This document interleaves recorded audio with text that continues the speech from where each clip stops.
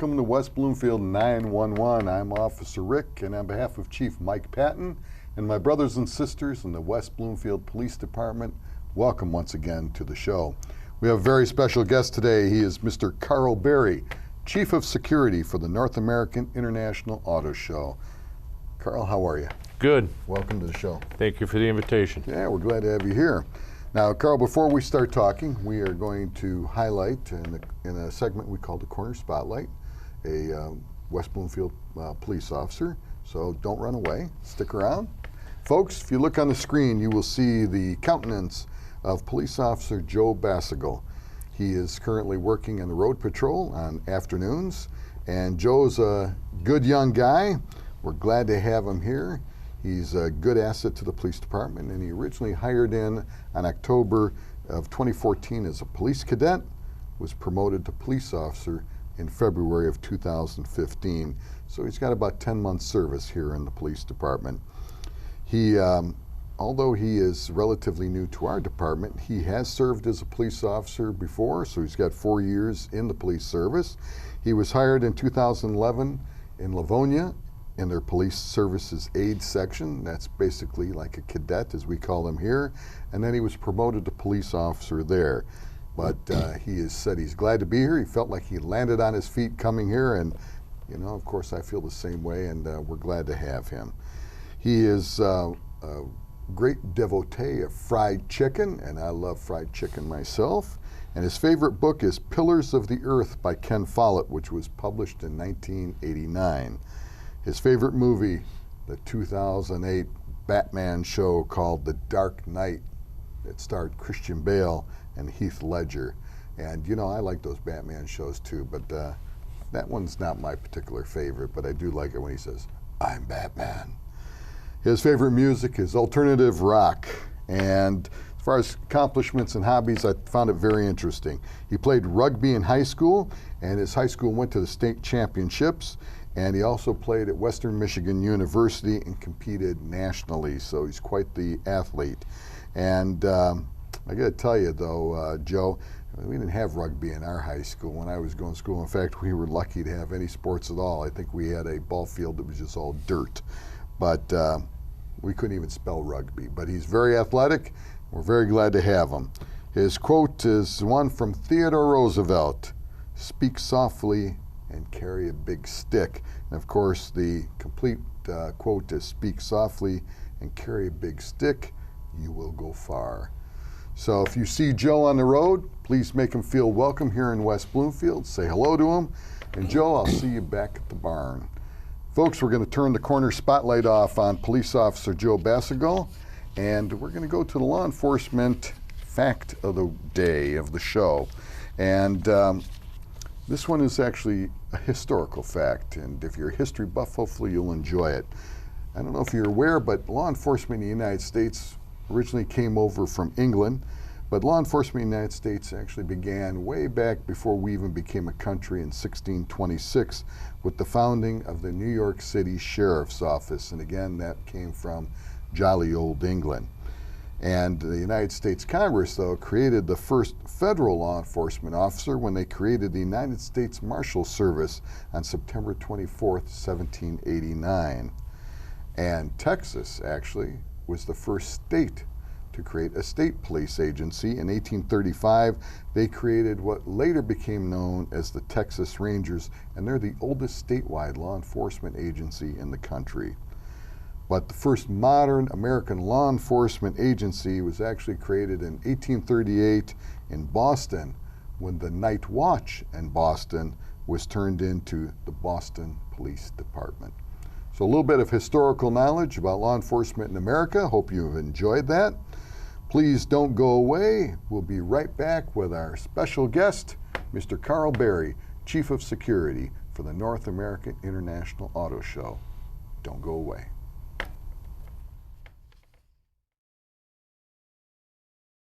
You're watching West Bloomfield 911 on Civic Center TV, a service of the Greater West Bloomfield Cable Communications Commission. For more information or to watch episodes on demand, visit civiccentertv.com/WB911. Civic Center TV, television that's close to home. The Michigan Sheriff's Association has been on the front line of providing education, training, and programs to Michigan communities since 1877. As the only organization to officially represent the Office of Sheriff in Michigan, the MSA works toward improving professional standards to better protect the citizens. To learn more about the Michigan Sheriff's Association, call 517-485-3135 or visit mysheriff.org. And we're back in West Bloomfield 911, and we are speaking with Mr. Carl Berry, Chief of Security for the North American International Auto Show. Carl, welcome to the show. Thank you. Thanks for the invitation. Well, we're glad you're here, and we met most recently. We were at a announcement for Mr. Schuette when he was making an announcement that he was running for Attorney General, but we had actually met some years before that when we spoke and got caught up when you were the Chief of Police in Plymouth Township. Scary.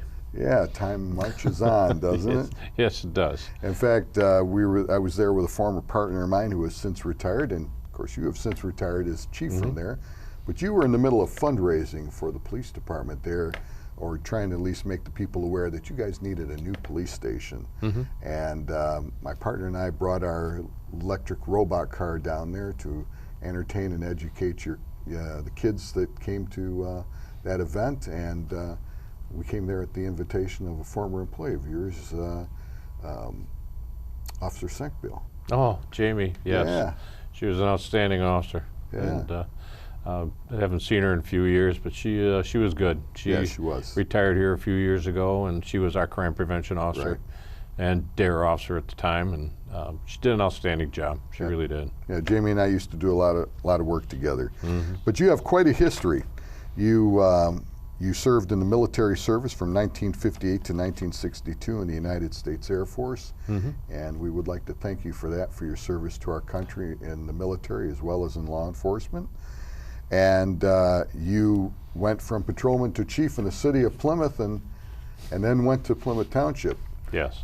Talk a little bit about that, if you don't mind. What's the difference? Is there a big difference being in the city of Plymouth and in the township of Plymouth? One being a little older, and one being a little newer as far as development. Well, the city of Plymouth, of course, had a long history of law enforcement. And I started out there as a patrol officer in 1962 and worked my way up to chief, and I can't even remember the dates right now. I think it was 1980, 78, somewhere right around there, became chief. The difference between the two communities, the difference is the form of government's not necessarily the methodology of law enforcement. The form of government's, of course, in the city of Plymouth was the city management form of government and your city commission. In the township, you have a supervisor, and all the board is elected. They're elected every 4 years, and you serve at the pleasure of the board. Just as you do in a city, you serve at the pleasure of the city manager. But the law enforcement basically is the same. Yeah. Your objective, of course, is to prevent crime, to get out there and be observed by the community, work your way through the community.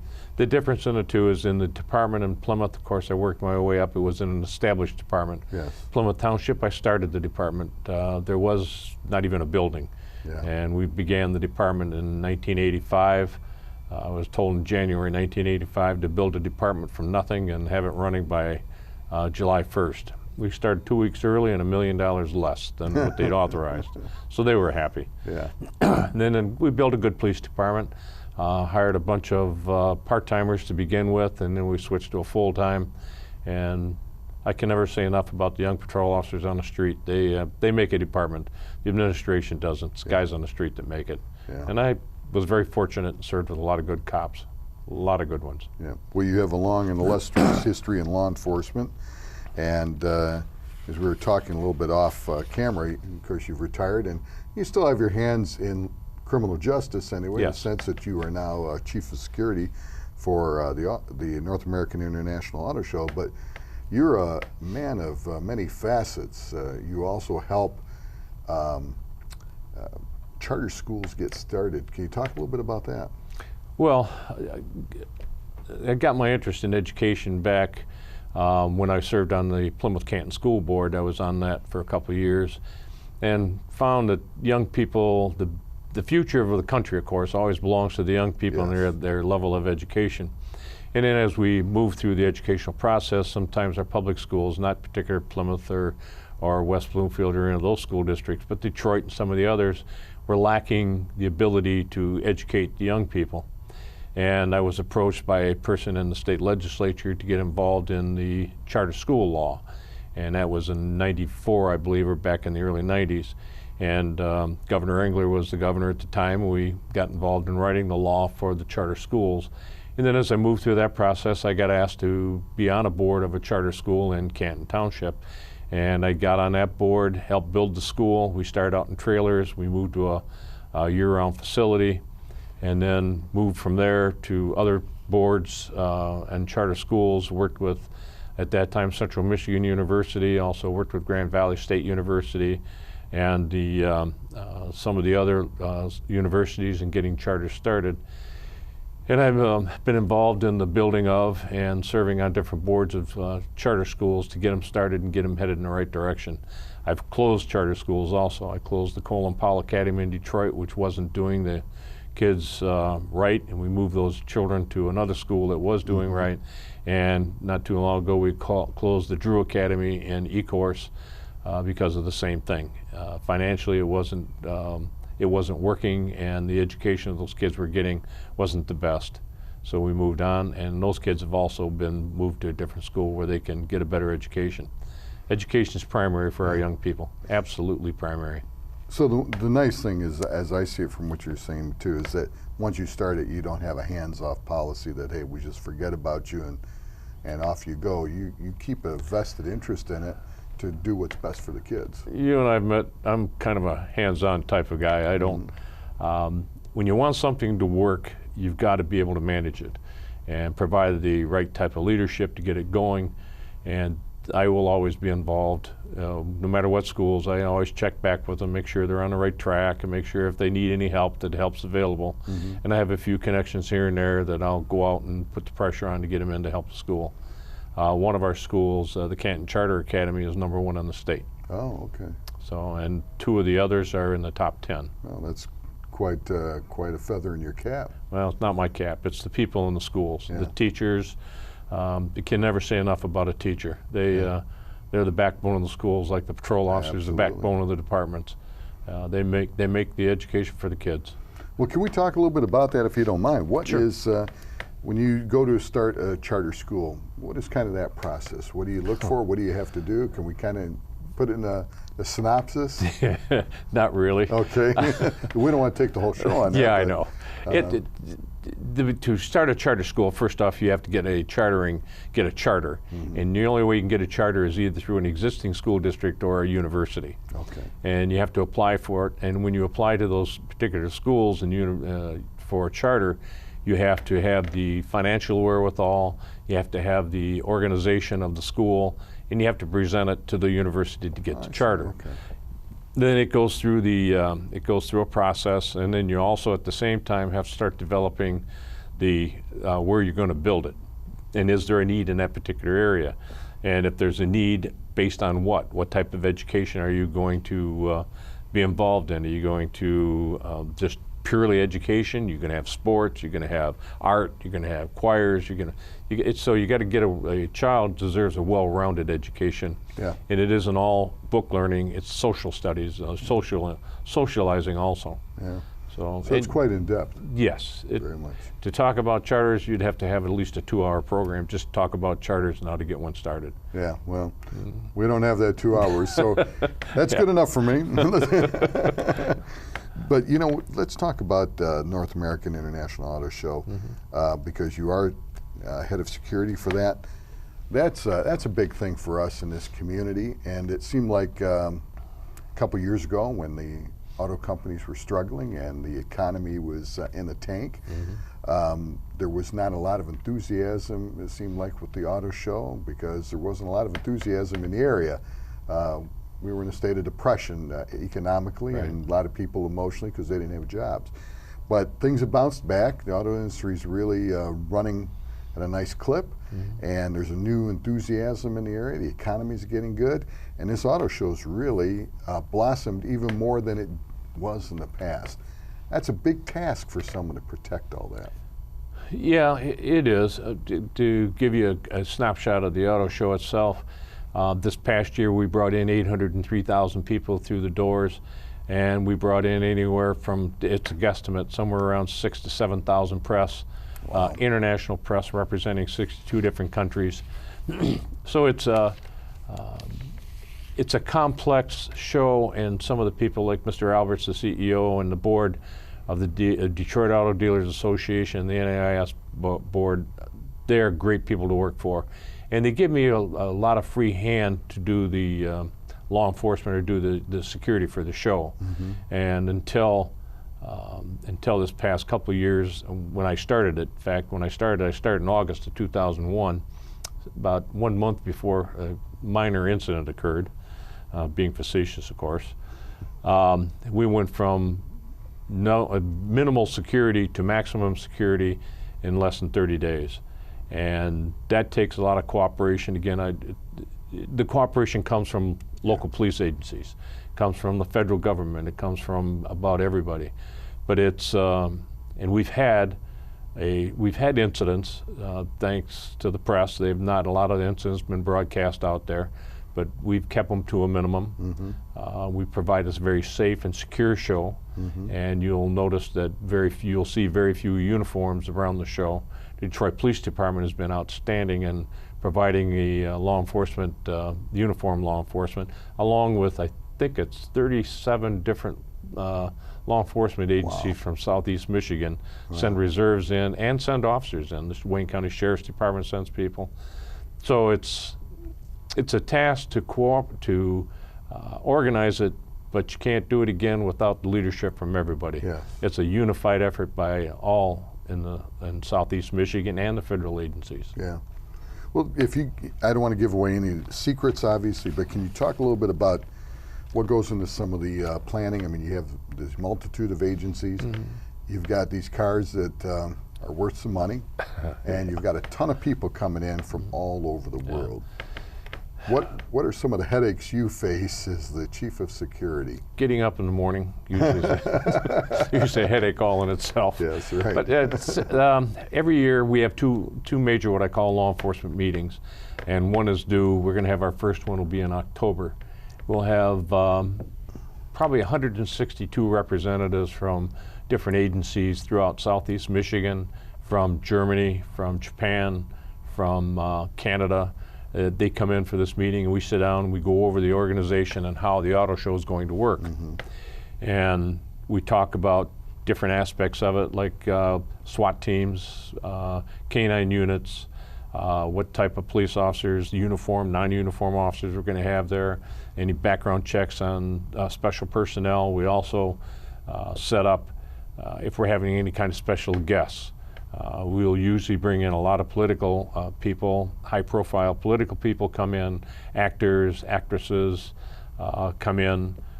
The auto show is broken. We broke it down into 4 parts. Basically, the first part is the press days. Then the second part is what we call industry days, where engineers come in and can literally take the cars apart and take a look at them. Oh, okay. Then the third part is what we call charity preview. Charity preview used to be just about the cars. Now that is also broken down into 3 parts. Got the cars, major entertainment, and then a party that runs from 4 in the afternoon till 1 o'clock in the morning. Then the final part of the 4 parts is the public days, and that's when we bring in the general public. On an average day, we'll run, during the week, we'll run between 50 and 100,000, or 50 and 80,000 during the week. On the weekends, we'll run 100,000 to 150,000 people coming in the show. Wow. That we're moving, in downtown Detroit, we'll move anywhere from 40 to 70,000 cars in a day. Now, when you said the first part is what part is the first part again? Press days. Press days, and then you have the engineers coming in. Yes. None of those are open to the public. You have to be either press or Correct. engineer. Yes. And literally, you say they will take the cars apart and look at them? Well, or just figuratively, they get to no, examine they everything? take some of the can? cars. Okay, They'll take very parts of them interesting. off and take a look at it and get their special equipment out and take a look at it. Needless to say, because of industrial espionage, some of most of the manufacturers take things away and they're not left there for that particular part of it. Right. The press days, they just take pictures and write stories and do a lot of different things. And the third event with the entertainment, is that open to, I mean, people can buy tickets to that, or Yes. is that for select people? No, it's what we call our high-end night. That's we'll bring in about 17,000 people. Okay. It is open to the public, and I believe the ticket prices are around $400 a person. And that's to get into the auto show, and then you have to pay a little extra to get into the party, and I think that's $125 or $150 a head to get into that particular party. All right. And then in between, which is the free part, believe it or not, is the major entertainment. Oh, okay. I can't remember who the group is coming in. I'm not a big one on entertainment, right. so. Well, but- I can see why they didn't invite me at $400 a head then. Well, you're always invited. Just got to write a check. That's all. right. That's right. My hand would be shaking writing that one. And we'll move about 1,500 limos that night through the front. Yeah. And then we bring in charter buses down on the street that's right up next to the river. So it's quite a night. Well, now the events always, I mean, as far back as I can remember, that event, the auto show has always been held at Cobo Hall. Yes, sir. I mean, even since I was a kid.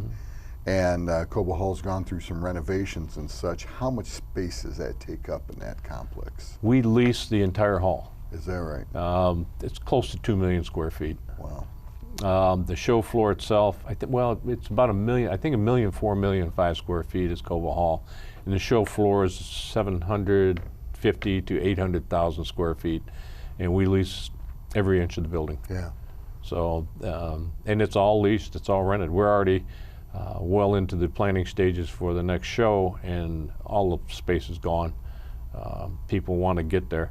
The auto show, the North American International Auto Show this year, or the last couple of years, I think it's the second largest in the world. So it's quite a show. Which one's number one, do you know? Frankfurt, or in Europe, the European show is. Okay. Sometimes Geneva, Frankfurt, France, depends Yeah. on where they move to. Yeah.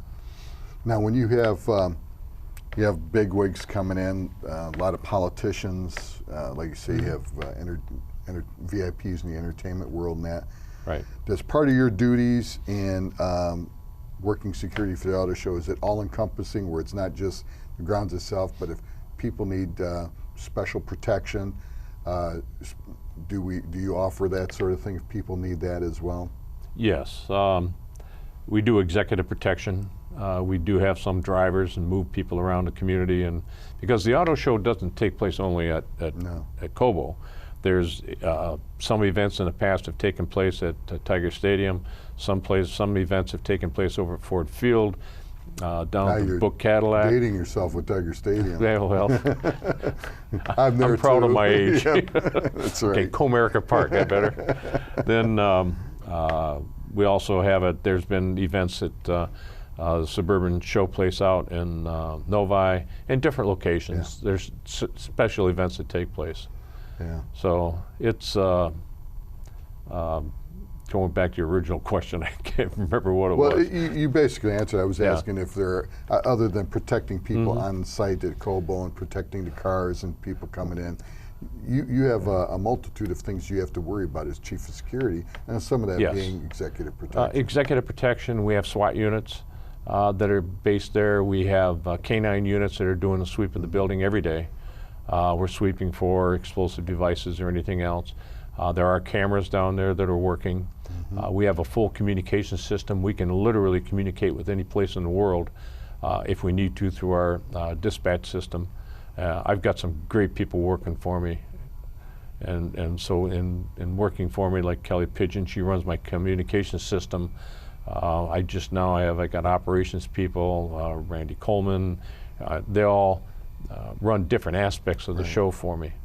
And I just get set back in a corner and take a nap on occasion because I'm getting old. But but they're doing a great job. And like I say, we can communicate with anybody. Well, I'll tell you, we were talking off camera, and you're a little bit older than I am, but God bless you, because you do not seem like you want to stop or slow down. And maybe that's what keeps you so healthy and young looking, is because you're always moving. You've got your hands in a million different things. Yes. Now, we have a couple of minutes left. Is there anything you'd like to tell the folks about either coming down to the North American International Auto Show, or things that you'd like to pass out as information to give them to keep them safe so they can experience in the auto show with a great amount of enjoyment and little risk to their safety? Well, first off, please come down and see one of the greatest shows that is put on around the country. The North American International Auto Show is a very safe venue to come down to. Downtown Detroit is a very safe place. The Detroit Police Department has done an excellent job in taking care of downtown Detroit. Parking is always an issue. So my suggestion is come early, get there, find your place to park. Not only is the auto show is going on, but you've got other things in downtown Detroit to work with and go out to, like lunch or dinner. There's other entertainment, the Fox Theater, all kinds of things going on in downtown Detroit. Carl, we'd like to take a moment now, though, and recognize a fallen officer. I know it's something that's near and dear to your heart as well as my own. Folks, if you look on your screen, you will see Deputy Sheriff Grant William Whitaker of the Ingham County Sheriff's Office, who died in the line of duty December 7, 2014. So just a couple of weeks before Christmas, this young man at age 25 lost his life serving his community. He was killed in a vehicle crash during a pursuit on Dexter Trail, and it was about 2 a.m. in the afternoon when he died. His patrol car left the roadway and struck a tree during the pursuit, causing him to suffer fatal injuries. The vehicle he was pursuing continued to flee the area. The driver of that vehicle was arrested later on. Several days later, he was charged with fleeing and eluding, causing death, and operating a vehicle on a suspended license, causing death. This young man had served with the Ingham County Sheriff's Office for 1.5 years, but he had previously served with the Stockbridge Police Department and the Waterloo Township Police Department as well. So if you would, please remember in your thoughts and in your prayers Deputy Sheriff Grant William Whitaker of the Ingham County Sheriff's Office. Remember his family, his colleagues in the Sheriff's Office, and we say to this great young American hero, brother, rest in peace. Your memory will never be forgotten. Folks, we want to thank you for watching this show, and I'd like to thank our special guest, Mr. Carl Berry, Chief of Security for the North American International Auto Show. We thank you for watching as always. You are watching us on Civic Center TV, but if you can't watch us on the television, go to your computer and watch us at civiccentertv.com at your convenience. I want to thank Chief Mike Patton for allowing us to do this, and we thank all of you for keeping us going. Please be good to each other, stay safe, and remember, tomorrow is promised to no one. Thanks again for watching West Bloomfield 911. I'm Officer Rick, and we'll see you next time on West Bloomfield 911.